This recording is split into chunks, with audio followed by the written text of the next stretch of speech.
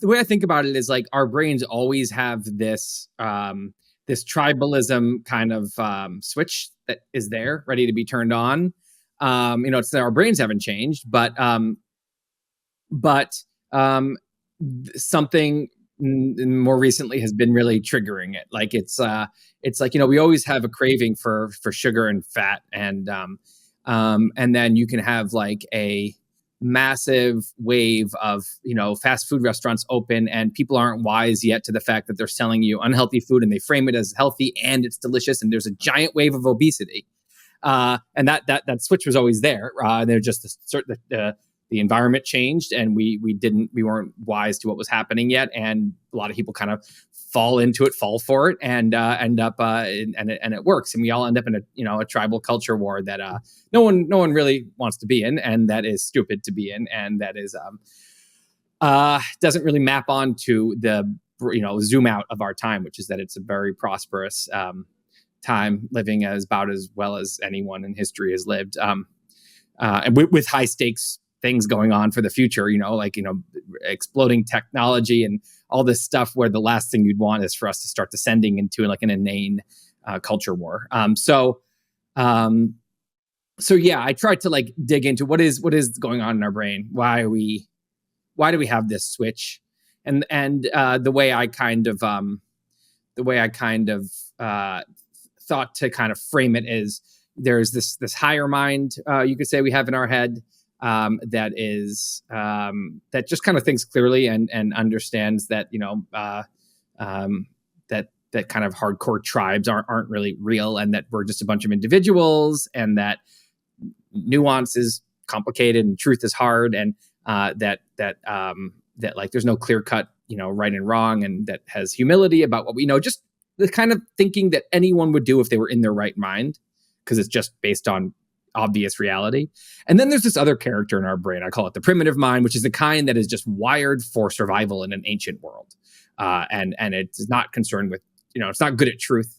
Yeah, it's not good at, it falls for kind of cheap tricks, like thinking that you're on this big tribe and these are the good guys and they're perfectly good and they're right about everything, and those are the bad guys and they're wrong about everything. That's the same kind of part of our brain that would fall for, seeing low-fat wheat thins in the store and think, oh, this is healthy, and you think that it's healthy to eat Skittles because it tastes delicious and it's chewy, and that part of your brain doesn't get that this is bad for you. It thinks this is so delicious, it must be a good thing to eat.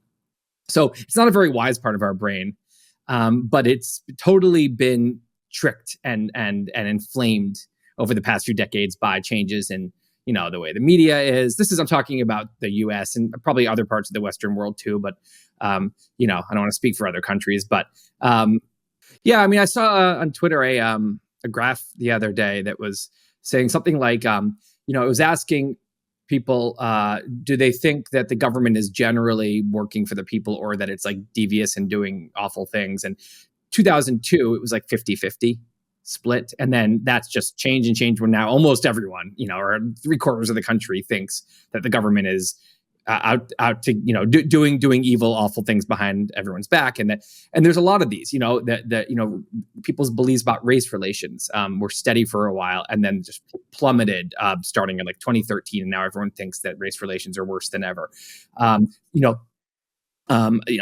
Things like these aren't necessarily all the same thing, but like people's just outlook in general, people's feeling like things are unfair in general, people's feeling like the end is near. All of this kind of this thought is on the rise. But if you look at like crime statistics or poverty statistics or disease statistics, it doesn't actually map on to it doesn't make sense. It doesn't. It's not. Can't just be a result of, well, things are getting much worse, and so people believe that. So then you're reminded that like we don't really, none of us, the reality of a society, that is, you could spend 1,000,000 years with perfect data on everything and still not be able to wrap your head around what the hell. It's so complicated, right? So you can't think that your depiction of the world is going to be completely accurate. We have a picture painted for us. And for many people, that's by the media. And if you think about the way the media used to be, the news media there was a half hour of news a night on 3 major networks, a half hour. So, and local news was always kind of trashy and like covered like negative stuff and covered murders and stuff. The national news was generally like, they just didn't have time for bullshit. They had 30 minutes to be like, here's what's happening in like giant world affairs and like the national affairs. And then people turned it off and did something else. And then what happened, with the advent of cable TV, and then, first it was CNN, which was kind of neutral for a while. And it was in the mid 90s that I think Fox News kind of pioneered a strategy that then MSNBC picked up on, and then CNN itself jumped on that. And then a ton of other, a lot of our newspapers that used to be more professional and neutral, and of course, a million internet websites all jumped on this new business model, this genius new business model, which is that people don't really want news necessarily. What they want is they want to watch a reality show, an entertaining, addictive reality show with good guys and bad guys, and people you hate and people you love, especially if it feels like you're inside of it. It's my team and their team in the reality show. That will hook people. That will hook people hard because, again, this primitive mind is very into that. And so you start having is, instead of news for 30 minutes a day, you now have 24 hours a day of programming that is essentially a reality show. There's 10 or 12 politicians that are the cast. You don't hear about most of the Congress. You hear about the cast. You hear about the Matt Gaetz, and you hear about AOC, and you hear about Trump, and and they're not always the big decision makers. The heads of committees and stuff. We often don't hear about those people. We hear about the people who have been cast on the show, and they frame every issue. And of course, they're not talking to the whole country and trying to be neutral. Which they had to, that was the incentive structure back then. If you're not neutral, you're going to get penalized for it. If you're biased and talk to one side of the country, it's not going to work. If you're inaccurate, you're going to be a joke. You're going to be laughed at if you're less accurate than the other. And then, NBC is less accurate than ABC and CBS. Now the model is,